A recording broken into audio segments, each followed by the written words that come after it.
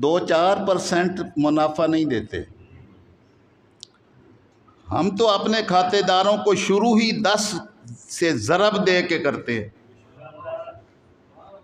کوئی ہمارے پاس 100 روپیہ جمع کروائے تو ہم اس کو 100 نہیں رکھتے، ہم اس کو 1000 سے شروع کرتے ہیں، 10 گنا سے. الا 700 ضعف، ہم اس کو 700 گنا تک بڑھاتے ہیں. اور واللہ یضاعف لمن یشاء، اللہ اس کو پھر آگے کئی گنا جتنا چاہتا ہے بڑھا دیتا ہے. وعندہ اجر عظیم ولہ اجر کریم، اور اس کے لیے اجر کریم بھی ہے، بڑے عزت والا اور اجر بھی ہے. تو شیطان اپنا وعدہ دلاتا ہے، رحمان اپنا وعدہ دلاتا ہے. اللہ نے ملائکہ رکھے ہوئے ہیں. یہ دونوں قسم کی سوچ اور فکر آتی ہے. انسان کو اپنی تنہائی میں بیٹھ کر سوچنا چاہیے کہ میرے اندر کون سی سوچ کہاں سے آ رہی ہے. میں نے آپ کو بات یہ سمجھانے کی کوشش کی کہ مالک الملک کی بارگاہ سے بھی سوچ آتی ہے اور شیطان کی طرف سے بھی سوچ آتی ہے. جو مالک الملک کی طرف سے سوچ آتی ہے وہ خیر کی سوچ ہوتی ہے، اور جو شیطان کی طرف سے سوچ آتی ہے وہ منفی اور شر کی سوچ ہوتی ہے. اس کا اندازہ لگانا کوئی مشکل نہیں ہوتا ہے کہ میرے ذہن میں جو بات آ رہی ہے یہ شر کی ہے یا خیر کی ہے. اگر تو خیر کی ہے تو اس پر عمل پیرا ہو جائے، کیونکہ وہ مالک الملک کی طرف سے مقرر کردہ فرشتے نے آ کے بات آپ کے ذہن میں ڈالی ہے.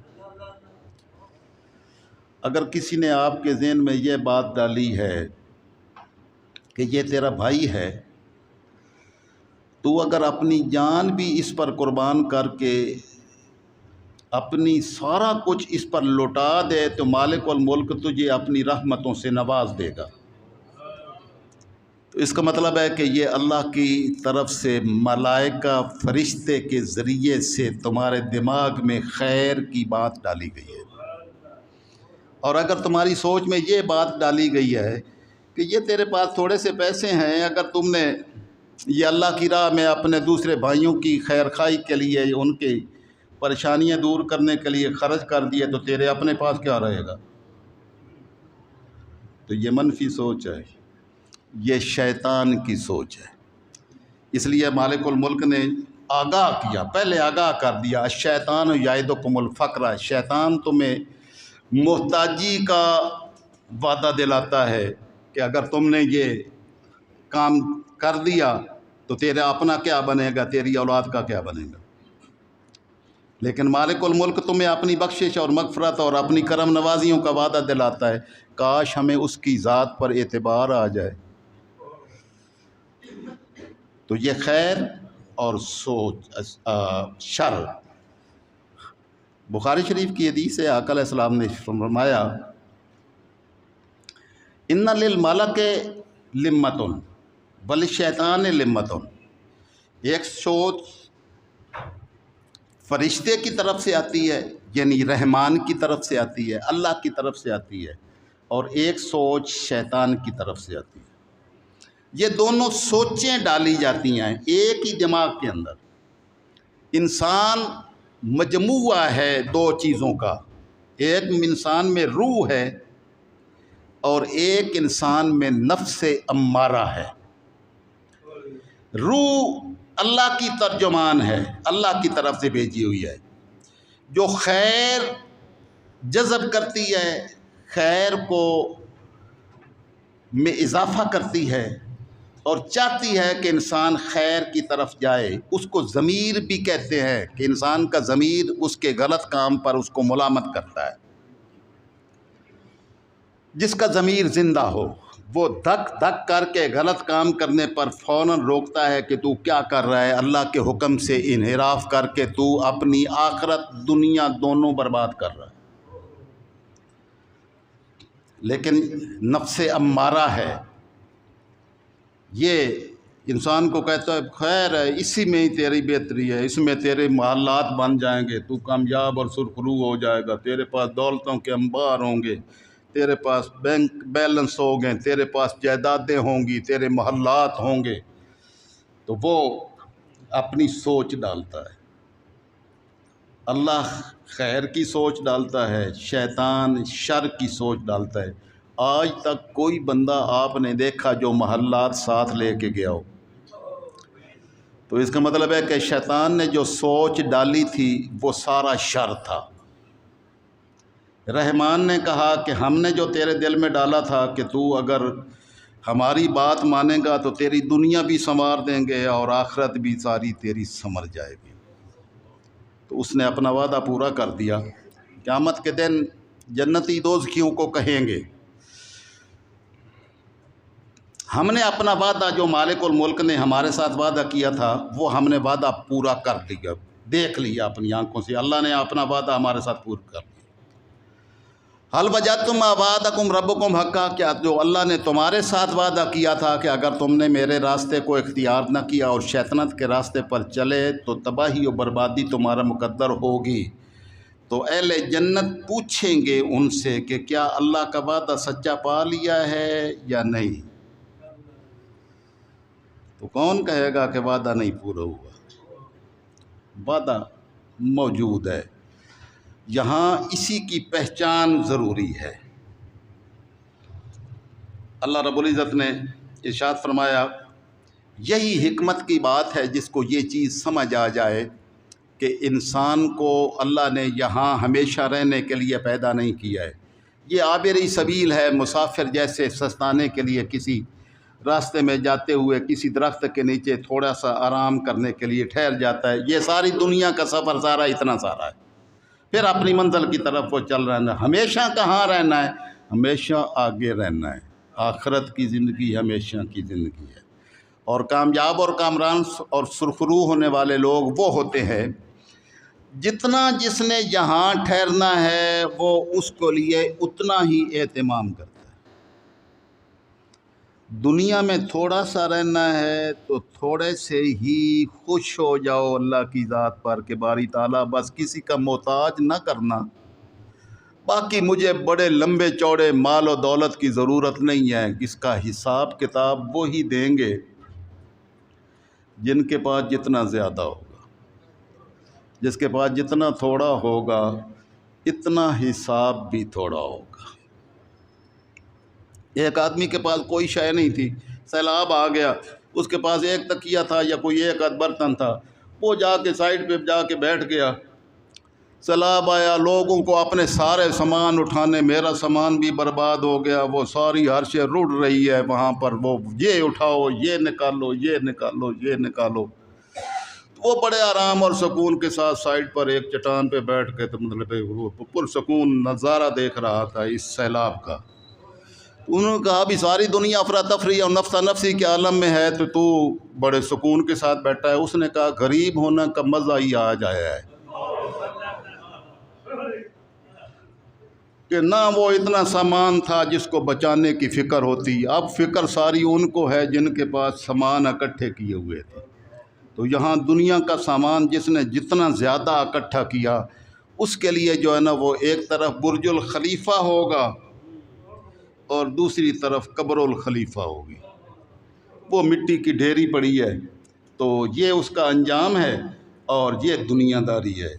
تو مالک الملک نے شیطان کے بارے میں انسانوں کو اپنی آخرت بچانے کے لیے ہر طریقے سے سمجھایا، اور مالک الملک نے فرمایا کہ وہ تمہیں دیکھتا ہے، اس کا قبیل بھی دیکھتا ہے۔ بخاری شریف کی حدیث ہے کہ آقا علیہ السلام نے فرمایا ان شیطان یجری مجری الدم، انسان کے جسم میں خون گردش کرتا ہے، اسی سے زندگی ہوتی ہے۔ ایسا ہی ہے، انسان کے جسم میں خون کی گردش ہے، جہاں خون کی گردش بند ہو جائے وہاں وہ جسم کا حصہ ناکارہ ہو جاتا ہے، فالج ہو جاتا ہے، فالج کہتے ہیں کہ وہاں خون کی گردش بند ہو گئی۔ جب تک خون جہاں جہاں چلتا رہتا ہے وہاں پر وہ اعضاء کام کرتے رہتے ہیں، جہاں خون جانا بند ہو جائے وہ ناکارہ ہو جاتے ہیں۔ تو آقا علیہ السلام نے ارشاد فرمایا کہ شیطان کو اللہ نے اتنی صلاحیت دی ہے کہ وہ اس کی پشت میں اس کے خون میں داخل ہو کر پورے وجود میں گھومتا ہے۔ اور اس آیہ مبارکہ میں فرمایا انہ یراکم ہوا و قبیلہ، وہ شیطان تمہیں دیکھتا ہے کہ تم کہاں ہو، کیا کر رہے ہو، تمہاری ایک ایک بات سے آگاہ ہوتا ہے، لیکن تم ان کی باتوں سے آگاہ نہیں ہوتے، تمہیں نہیں پتہ چلتا کہ یہ شیطان ہے۔ اور شیطان صرف وہ آگ سے پیدا ہونے والا ابلیس یا جن ہی نہیں ہے، انسانوں میں بھی بڑے شیطان ہیں۔ اس لیے یہ پہچان کرنا ضروری ہے کہ اللہ پاک نے ہمیں سکھایا قل اعوذ برب الفلق من شر ما خلق ومن شر غاسق اذا وقب ومن شر النفاثات فی العقد ومن شر حاسد اذا حسد، اور اعوذ باللہ من الشیطان الرجیم بسم اللہ الرحمن الرحیم قل اعوذ برب الناس مالک الناس الہ الناس من شر الوسواس الخناس۔ اے باری تعالیٰ میں تیری پناہ مانگتا ہوں اس خناس شیطان کے شر سے جو وسوسہ اندازی کرتا ہے دل میں، من شر الوسواس الخناس الذی یوسوس فی صدور الناس، جو لوگوں کے دلوں میں وسوسے ڈال کر ان کے ایمان کی دولت لوٹتا ہے۔ اور مالک نے اسی پر اختتام کیا من الجنۃ والناس، وہ جنوں میں سے بھی شیطان ہیں اور لوگوں میں سے بھی بہت سارے شیطان ہیں۔ تو اور لوگوں میں سے بھی نظر آتے ہیں شیطان، لیکن ہم ان کو سمجھتے نہیں ہیں کہ یہ شیطان ہے۔ جنوں میں سے بھی شیطان ہے جو وسوسہ اندازی کرے اور آپ کے دماغ کو خراب کر کے آپ کے ایمان کی دولت لوٹنے کی کوشش کرے، سمجھ جائیں کہ یہ شیطان ہے، خواہ وہ انسان کی شکل میں کیوں نہ نظر آئے، وہ جتنی مرضی شکل ہو، جو شر پھیلانے والا انسان ہے وہ شیطان کا دوست ہو سکتا ہے، شیطان کے قبیل سے ہو سکتا ہے، وہ شیطان ہو سکتا ہے، وہ مومن نہیں ہو سکتا۔ اس لیے ایک پیمانہ عطا کر دیا۔ میں نے آپ کو بات فائنل طور پر یہ سمجھانے کی کوشش کی کہ اگر آپ کے دماغ میں کوئی خیر کی بات ڈالتا ہے تو سمجھ لیں کہ یہ میرا دوست ہے، یہ میرے اللہ کی طرف سے میرے لیے نعمت ہے۔ جو بندہ بھی آپ کو کوئی اچھائی کی بات کرے، اچھائی کی بات کبھی شیطان نہیں کر سکتا، ہمیشہ اچھائی کی بات اللہ کا رسول صلی اللہ علیہ وسلم اور اللہ کے رسول کے غلام مومن بندے کر سکتے ہیں۔ یہ ایک گروہ ہے، اس کو حزب اللہ کہتے ہیں، اللہ کا گروہ۔ مومنین کے دوست مومن ہوتے ہیں، مومنین کے دوست اللہ کے رسول ہوتے ہیں، مومنین کے دوست اللہ خود ہوتا ہے۔ اللہ ولی الذین آمنوا، اللہ مومنین کا دوست ہے۔ یخرجہم من الظلمات الی النور، تاریکیوں سے ان کو نکال کر روشنیوں میں لے آتا ہے۔ والذین کفروا، اور وہ لوگ جنہوں نے کفر کیا، اولیاؤہم الطاغوت، ان کے بھی دوست ہیں لیکن ان کے دوست شیطان ہیں۔ کافروں کے دوست شیطان ہیں۔ وہ کیا کرتے ہیں؟ یخرجہم من النور الی الظلمات، وہ روشنیوں سے ان کو نکال کے تاریکیوں میں لے جانے کی کوشش کرتے ہیں۔ بس انسان کے لیے پہچان اللہ نے بڑی آسان کر دی، جس کو اللہ پاک یہ سعادت دے دے کہ وہ اس کو یہ دماغ، یہ سوچ، یہ فکر نصیب ہو جائے کہ خیر اور شر کی پہچان نصیب ہو، تو پھر وہ دنیا کی زندگی بھی کامیابی سے جیتا ہے اور آخرت میں بھی مالک الملک اس کے لیے سارا اہتمام آخرت میں کامیابیوں کا فرما دیتا ہے۔ جس بندے کی طرف سے آپ کے دماغ میں شر کی سوچ آئے، سمجھ لیں کہ یہ انسان کے روپ میں شیطان ہے جو میرے ایمان کی دولت لوٹنا چاہتا ہے۔ بس یہی ایک اتنی بڑی مالک الملک نے پہچان عطا کر دی۔ آپ کی سوچ میں کوئی بھی شر کی بات آئے تو فوراً اعوذ باللہ من الشیطان الرجیم پڑھیں۔ کہ باری تعالیٰ میں تیری پناہ مانگتا ہوں یہ شیطان یا شیطان کے قبیل میں سے کوئی شخص ہے جو میرے ایمان پر ڈاکہ ڈالنے کی کوشش کر رہا ہے، بس تو ہی صرف مجھے بچا سکتا ہے، باقی میں اس سے بچنے کی خود ذاتی طور پر اپنے اندر استطاعت نہیں رکھتا۔ مالک الملک فرماتا ہے کہ تو نے میرا نام لیا ہے اور میری پناہ لی ہے، میں تمہیں اپنی پناہ میں لے لیتا ہوں، شیطان کوسوں بھی تیرے قریب نہیں آ سکے گا۔ بس یہی ایک پہچان ہے۔ ہم اپنی زندگی کو اگر کامیاب و کامران دیکھنا چاہتے ہیں تو اب جس کو یہ سوچ نصیب ہے کہ میرے پاس مال و دولت ہے، میں جج کو بھی خرید لوں گا، تو یہ سوچ شیطان کی ہو سکتی ہے۔ رحمان کی طرف سے سوچ کے آئے گی کہ یہاں دنیا کی عدالت تو خرید سکتا ہے، لیکن مالک الملک کی بارگاہ کی عدالت کون خریدے گا؟ وہاں کیا جواب دو گے؟ وہاں تو کچھ بھی نہیں خریدا جا سکتا، وہاں کی تو کرنسی بھی تیرے پاس نہیں ہے، وہاں کی کرنسی بھی اور ہے، یہ یہاں کی کرنسی وہاں نہیں چلتی۔ یہ مال و دولت تیرے ساتھ جائیں گے، تیرے ساتھ قبر میں نہیں جائیں گے، تیرے پیچھے آئیں گے۔ باقی مال و دولت، خزانے، سونے چاندیاں، محلات سارے ادھر رہ جاتے ہیں، لیکن یہ آگے جائیں گے۔ اللہ فرماتا ہے ہم ان کو آگے لے جائیں گے اور ان کو وہاں والذین یکنزون الذھب والفضة ولا ينفقون فی سبیل اللہ، وہ لوگ جو سونے چاندی کے خزانے جمع کرتے ہیں اور اللہ کی راہ میں خرچ نہیں کرتے ہیں، ہم قیامت کے دن ان کو لے آئیں گے، ان خزانوں کو لے آئیں گے، لیکن ان خزانوں کو آگ میں تپا کے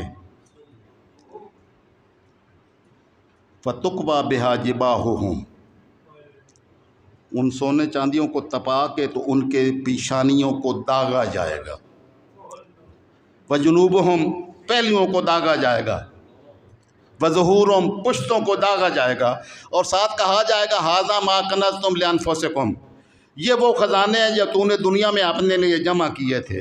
یہی چاہتا تھا نا تیرے کے پاس جمع زیادہ سے زیادہ سونے چاندی کے خزانے ہوں اور اینٹیں ہوں، بھرے ہوئے ہوں، تیرے محلات بھرے ہوئے ہوں سونے چاندی کی اینٹوں سے، جو تو نے چاہا تھا وہ ہم نے سارا اکٹھا کر کے تیرے لیے لایا ہے۔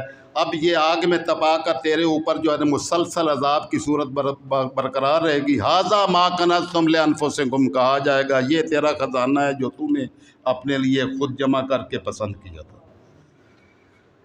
دوست دشمن کی پہچان کریں، دنیا کا اتنا سامان کریں جتنا دنیا میں رہنا ہے، آخرت کا اتنا سامان کریں جتنا آخرت میں رہنا ہے۔ سامان 100 برس کا، کل کی خبر نہیں۔ ہم نے بڑے بڑے نوجوانوں کو جاتے ہوئے دیکھا، اس کے لیے کوئی قید نہیں ہے۔ کوئی بندہ آج ہی توبہ کر لے، اپنے اللہ کی بارگاہ میں معافی مانگے، اپنی غلطیوں کا اعتراف کرے، توبہ کرے، معافی مانگے، کیونکہ کل کا پتہ تو بڑی دور کی بات ہے، اگلے لمحے کا پتہ نہیں ہے۔